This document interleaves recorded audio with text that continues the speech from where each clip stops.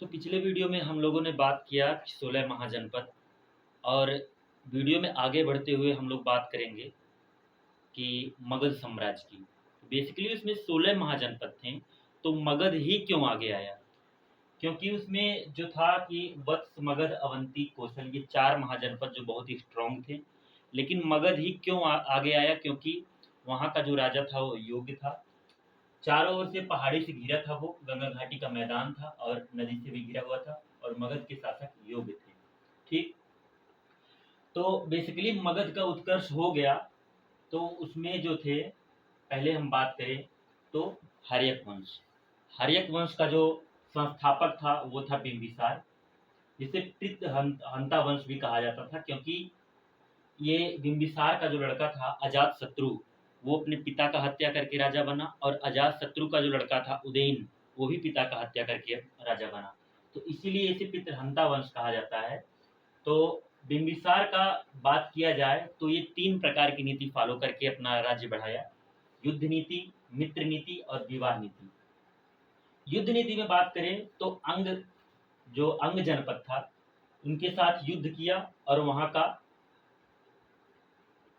वहाँ जो है, वहाँ का जो राज्य था लेकर के वो अपने पुत्र अजात शत्रु को दे दिया, यानी वहाँ का राज्य जीत करके अपने पुत्र अजात शत्रु को वहाँ का राज्य दे दिया।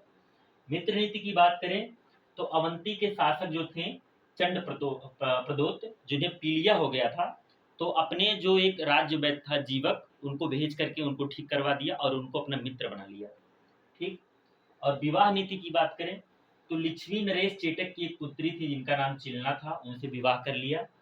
और कौशल नरेश प्रसेनजीत की बहन महाकोशला से भी विवाह कर लिया, और काशी दहेज में उसको मिल गया।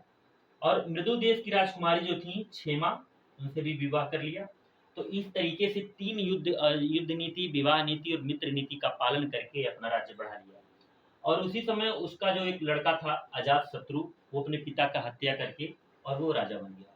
इसे कुड़िक भी कहा जाता है, क्योंकि पिता का हत्या किया था तो इसे कुड़िक भी कहा जाता है इसीलिए। आगे बात किया जाए तो प्रसेनजीत की पुत्री वजीरा से शादी कर लिया, प्रसेनजीत को हरा करके। और वज्जी और काशी को भी ये पराजित कर दिया था अजात शत्रु। आगे चल के इसका जो एक लड़का था उदयन, वो अपने इस पिता का हत्या करके वह राजा बन गया। और पहले जो राजधानी थी राजगृह, उसे यह चेंज करके पाटलिपुत्र कर दिया। और बात करें इस वंश का जो अंतिम शासक था वो नागदशक था, और इसकी हत्या शिशुनाग द्वारा, जो शिशुनाग इनका सेनापति था उनके द्वारा कर दिया गया। और आगे चल के शिशुनाग वंश का स्थापना कर दिया गया। तो आगे हम पढ़ेंगे शिशुनाग वंश। और बात करें तो ये जो मगध था, ये 7वीं शताब्दी तक, गुप्त वंश तक ये मगध ही रहा।